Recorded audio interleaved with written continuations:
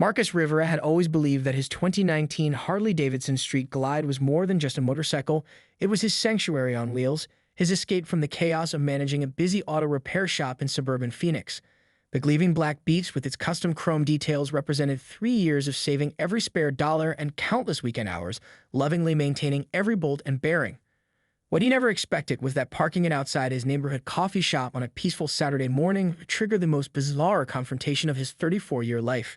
The trouble began at exactly 9:47 a.m., a time Marcus would later remember with crystal clarity thanks to the timestamp on his phone when everything went sideways.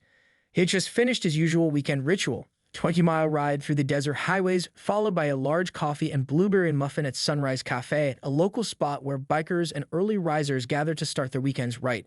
The autumn air was crisp, perfect riding weather, and Marcus felt that familiar sense of peace that only came from the open road. As he settled into his favorite corner booth, laptop open to catch up on invoices for his shop, the distinctive rumble of his Harley's engine was still echoing in his ears. Through the large windows, he could see his pride and joy parked prominently in the lot, drawing the occasional admiring glance from passersby.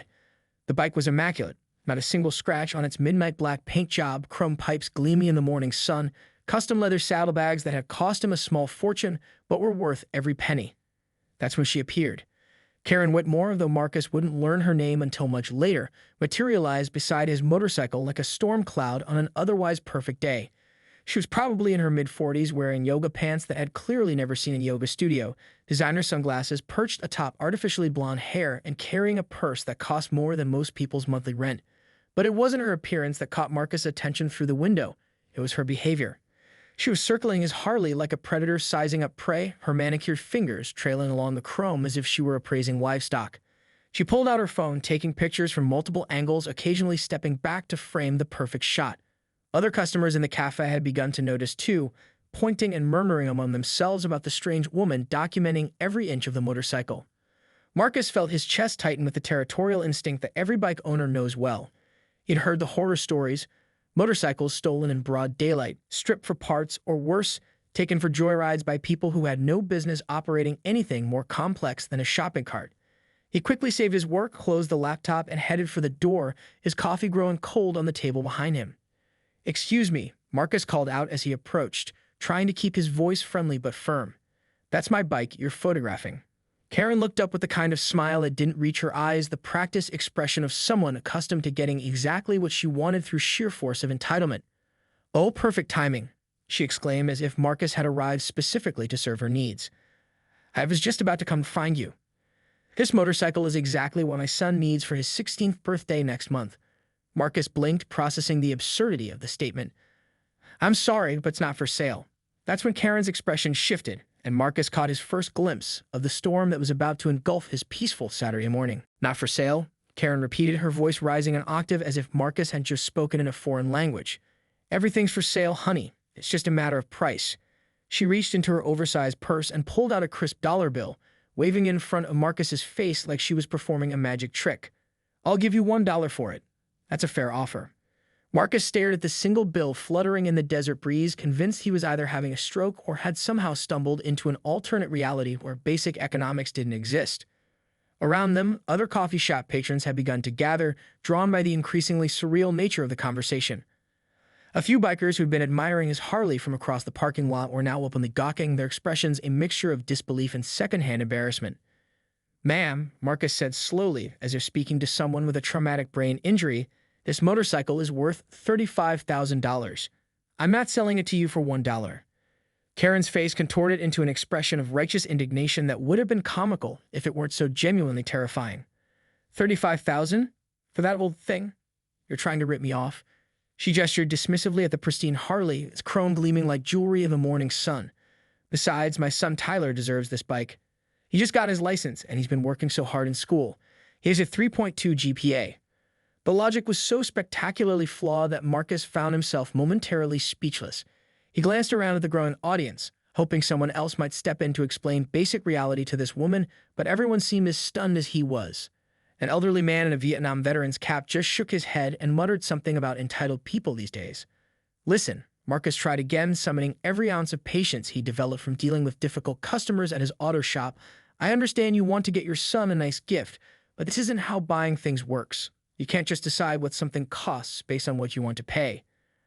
I absolutely can. Karen shot back, her voice now loud enough to wake the dead. I'm a customer and the customer is always right. I'm offering you money for your motorcycle and you're being completely unreasonable by refusing my generous offer. Several people in the crowd started laughing, which only seemed to fuel Karen's growing rage. She whirled around to face them, pointing an accusatory finger at the assembled spectators. This is discrimination. He won't sell to me because I'm a woman. This is probably illegal. Marcus rubbed his temples, feeling a headache building behind his eyes. It has nothing to do with you being a woman. It has to do with you offering me $1 for a motorcycle that costs more than most people's cars. Cars are different, Karen shrieked, her face now turning an alarming shade of red. This is just a motorcycle. It's not even a real vehicle. Real vehicles have 4 wheels and air conditioning. The absurdity reached new heights when Karen suddenly grabbed the handlebars of his Harley as if she were claiming it through physical contact. Tyler needs this more than you do anyway. You're just a middle-aged man having a midlife crisis, but Tyler is young and has his whole future ahead of him. Marcus gently but firmly removed her hands from his motorcycle. Ma'am, please don't touch my bike. Your bike. Karen's eyes widened as if she just uncovered a vast conspiracy. How do I even know it's really yours? You could have stolen it. Where's your proof of ownership? The crowd around them had grown to nearly 20 people, including several other Harley owners who looked like they were ready to form a protective circle around Marcus's motorcycle.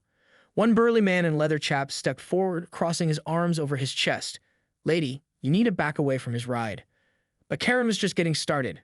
She pulled out her phone and began recording Marcus, thrusting the device uncomfortably close to his face. I'm documenting this harassment. You're all ganging up on me because I made a reasonable offer for this death trap. Marcus realized with growing dread that reasoning with Karen was like trying to teach quantum physics to a goldfish. Technically possible in theory, but practically doomed from the start. What happened next would become the stuff of local legend, retold in coffee shops and biker bars across Phoenix for months to come. Karen, realizing that her combination of entitlement and basic economics wasn't swaying the crowd, decided to deploy what she clearly considered her ultimate weapon, the threat of law enforcement. Fine, she screamed, her voice reaching frequencies that probably violated several noise ordinances. If you won't be reasonable, I'm calling the police. They'll sort this out. She began frantically dialing 911, her fingers shaking with either rage or caffeine withdrawal. It was impossible to tell which. The crowd exchanged glances that ranged from amused to concerned.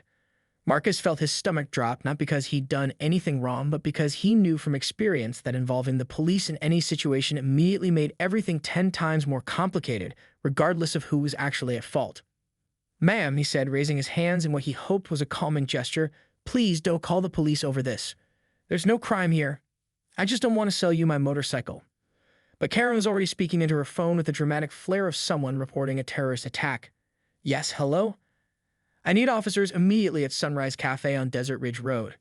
There's a man here who's refusing to conduct business with me, and I think he might be discriminating against me. He's also being very aggressive and threatening. Marcus's jaw dropped. Threatening? I haven't threatened anyone. He's raising his voice at me right now. Karen continued into the phone, her own voice loud enough to shatter glass. I feel very unsafe. There are also several suspicious-looking bikers here who seem to be part of his gang. The suspicious-looking bikers she was referring to included Bob Martinez, a retired high school principal, and Susan Chen, a pediatric nurse who rode her Harley to work every day and had Hello Kitty stickers on her helmet.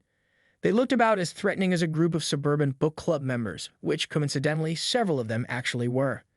This is insane, muttered the elderly Vietnam vet, loud enough for everyone to hear. I fought in 2 wars, and this is the craziest thing I've ever witnessed. Karen finished her call and turned back to Marcus with the triumphant expression of someone who just played their ace card. The police are on their way. They'll make you sell me that motorcycle for a fair price. $1 is more than generous for that piece of junk. It's a 2019 Harley-Davidson Street Glide, protested Susan, the pediatric nurse.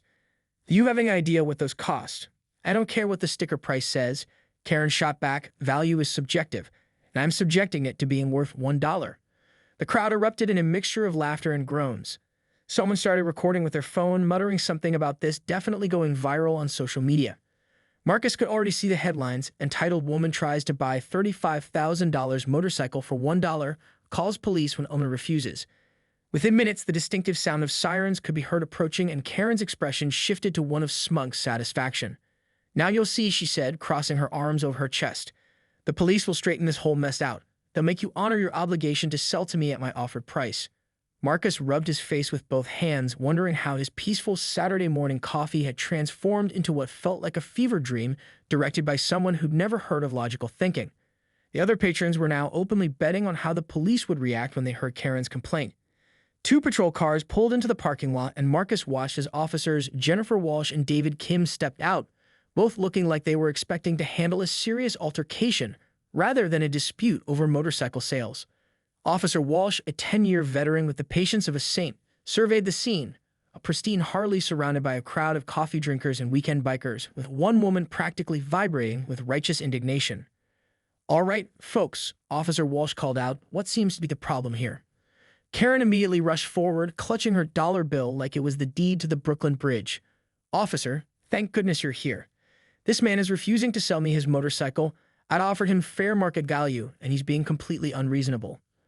Officer Kim glanced at the immaculate Harley, then at the crumpled dollar bill in Karen's hand, and back at Marcus, with an expression that clearly conveyed his growing understanding of the situation's absurdity.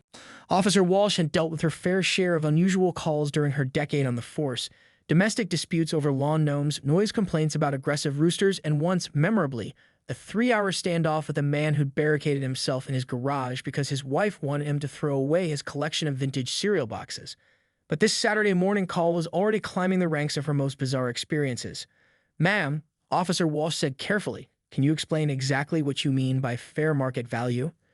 She gestured toward the dollar bill that Karen was now waving like a victory flag. $1, Karen declared proudly. "It's American currency, which makes it legal tender. He has to accept it." Officer Kim coughed to cover what sounded suspiciously like a laugh. "Ma'am, that's not how commerce works. Legal tender laws don't require private individuals to sell their personal property at whatever price someone offers." The color drained from Karen's face as if someone had just explained that Santa Claus wasn't real. But I'm offering to pay. He can't just refuse my money." "He absolutely can," Officer Walsh replied, her professional patience already being tested. "Sir," she turned to Marcus, "is this your motorcycle?"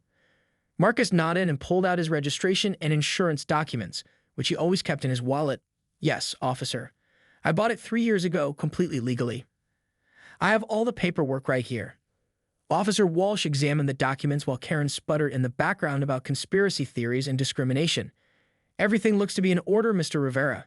Now, ma'am," she turned back to Karen, "what exactly did you expect us to do here? Make him sell it to me?" Karen shrieked, her voice reaching new octaves of indignation. "For $1, I already offered him payment and he's refusing to honor the transaction." "There was never a transaction," Marcus interjected. "You can't just decide to buy someone's property without their consent." "I have a witness," Karen declared triumphantly, spinning around to point at random members of the crowd. "All these people saw me offer him money." Bob Martinez, the retired principal, stepped forward. "Officer, I saw the whole thing. This lady walked up to his motorcycle, started taking pictures, and offered him $1 for a bike that's obviously worth tens of thousands. When he said no, she got increasingly aggressive and started making false accusations." Susan Shen, the pediatric nurse, nodded in agreement. She also claimed he was threatening her, which is completely untrue. He's been nothing but polite despite her behavior. Officer Kim was now taking notes, and Marcus could see that Karen was beginning to realize her master plan might have some flaws. "Ma'am, did you really call 911 because someone wouldn't sell you their motorcycle for $1? "It's not about the money," Karen protested, though her grip on the dollar bill suggested otherwise. "It's about principle. He's being discriminatory against me because I'm a woman." "I'm a woman," Officer Walsh pointed out dryly, "and I can tell you that gender has nothing to do with someone's right to refuse an unreasonable offer for their personal property." The crowd had grown even larger, with people from inside the cafe and passing pedestrians stopping to watch the spectacle. Someone had definitely started live streaming because Marcus could hear comments like, "This is going straight to TikTok, and wait until Reddit sees this." Karen's face was now cycling through various shades of red as she realized that the cavalry she'd called was not, in fact, going to force Marcus to sell her his motorcycle for pocket change. "This is America," she declared as if that somehow supported her position. "I have rights." "You do have rights," Officer Walsh agreed. "You have the right to make offers to purchase things. But other people have the right to refuse those offers, especially when they're completely unreasonable." $1 is not unreasonable," Karen insisted, though her voice now carried a note of desperation. "That motorcycle is probably stolen anyway. How do I know he didn't just steal it from someone else?" Officer Kim looked up from Marcus's paperwork. The registration and insurance are current and legitimate. There's no indication this vehicle is stolen. Well, then he's probably planning to steal something with it, Karen continued, grasping at increasingly ridiculous straws. Those motorcycles are dangerous. They're probably illegal in residential areas. Ma'am, Officer Walsh said, her patience finally beginning to show cracks. Operating a legally registered motorcycle is not a crime. Making unreasonable purchase offers is not a crime. However, filing false police reports and making unfounded accusations could potentially be considered misuse of emergency services. The words misuse of emergency services seemed to penetrate Karen's entitlement bubble like a pin hitting a balloon. Her eyes widened as she realized that her nuclear option might have been more of a self-destruct button. The final act of Karen's public meltdown began with what could only be described as a tactical retreat that somehow managed to make everything worse. Sensing that the police weren't going to force Marcus to hand over his motorcycle for lunch money, Karen decided to pivot to her backup plan, which, unfortunately for her, involved doubling down on the crazy. Fine, she declared, her voice cracking with the strain of sustained shrieking. If you won't make him sell it to me, then I'll just take it. Tyler needs this motorcycle and I'm his mother. I have parental rights. The crowd fell silent. Even the birds seemed to stop chirping. Officer Walsh and Officer Kim exchanged a look that conveyed an entire conversation about the depths of human delusion. Ma'am, Officer Kim said slowly, you cannot take someone else's property, regardless of your parental status. That would be theft. It's not theft if I'm paying for it, Karen shot back, waving her dollar bill like a magic wand. I'm leaving payment. That makes it a legitimate purchase. Marcus watched in fascination as Karen actually approached his Harley and attempted to climb onto it, apparently under the impression that possession was 9/10 of the law. Unfortunately for her grand gesture, she had clearly never been on a motorcycle before. The 800-pound machine immediately began to tip, and only the quick reflexes of Bob Martinez prevented both Karen and the Harley from crashing to the ground. Ma'am, step away from the motorcycle, Officer Walsh commanded, her hand moving to her belt in a gesture that suggested Karen's antics had officially crossed from annoying to potentially arrestable. But Karen was beyond the reach of reason now. You're all in on it, she screamed, backing away from the group with wild eyes. This is a conspiracy. You're all bikers. You're probably in some kind of gang together. She pointed accusingly at Susan Chen, the pediatric nurse with Hello Kitty stickers on her helmet. Look at her. She's obviously the gang leader. Susan looked down at her scrubs, which featured cartoon puppies, then back at Karen with an expression of complete bewilderment. I work in the children's hospital, she said helpfully. That's just your cover story, Karen insisted. Officer Walsh had apparently reached her limit. Ma'am, I'm going to need you to calm down and step over here with me. What followed was a masterclass in how not to interact with law enforcement. Karen began backing toward the street, still clutching her dollar bill, while loudly proclaiming her innocence in a situation where no one had accused her of anything except being unreasonable. I know my rights, she kept repeating, though it was becoming increasingly clear that she absolutely did not know her rights. I'm going to sue all of you. I'm going to sue the police department. I'm going to sue this coffee shop for allowing discrimination on their property. The manager of Sunrise Cafe, who had been watching from the doorway, finally stepped forward. Ma'am, you're welcome to file whatever complaints you want, but I'm going to have to ask you to leave the premises. You're disturbing our other customers. This sent Karen into her final spiral. You can't kick me out. I'm a paying customer. Have you purchased anything? The manager asked. Karen paused, realizing that in her hour-long crusade to acquire a motorcycle for $1, she had never actually bought so much as a cup of coffee.